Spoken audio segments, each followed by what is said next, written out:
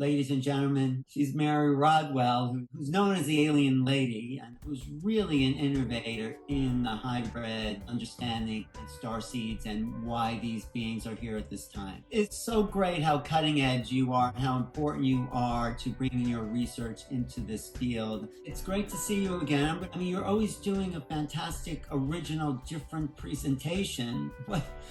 What's the topic of the presentation today? It's intergenerational contact, focusing particularly on one family, the Dillons in Australia. And what's fascinating, it brings in past lives, but it also brings in the concept of oversoul.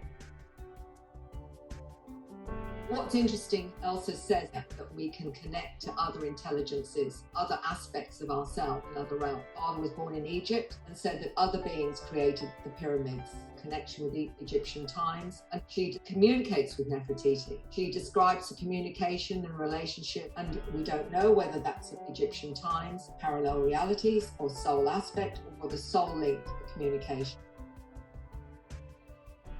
What's fascinating is Elsa's connection to Egypt encompasses multidimensional timelines, and it seems again that time is only linear.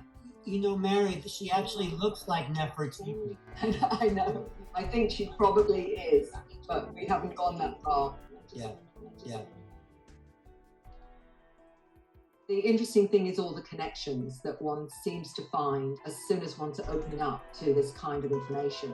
One other thing I would like to mention, a bit of Australian history, in some rocks in Gosford that are hieroglyphs, and nobody can really explain how Egyptian hieroglyphs are in Gosford in New South Wales. In Australia, it's where their family is situated, and not far from these glyphs. And Stephen Strong talk about this in their understanding of our true Australian history.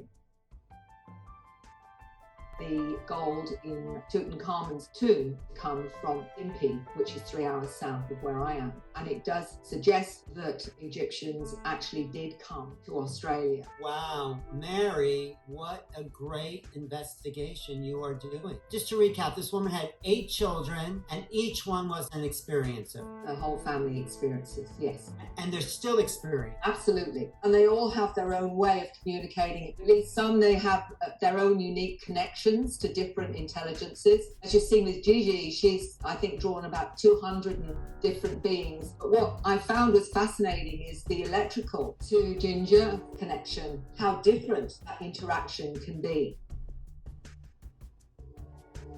Do you think it's because they've lived so pure on the land? Was that a big part of their interaction?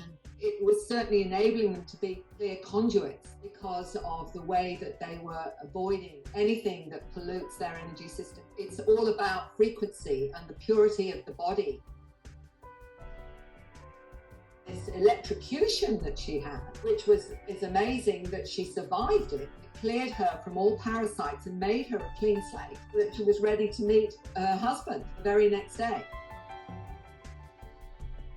I think Elsa's done a wonderful job of encapsulating the stories of each of the children. To see all of the episodes on YouTube now. What's brilliant, they all supported each other, and so there's been no judgment about that. There's just been acceptance that I communicate with the kingfisher, I communicate with whales. Frequency wasn't clouded or coloured. What I really highlight here, it was all pure experience.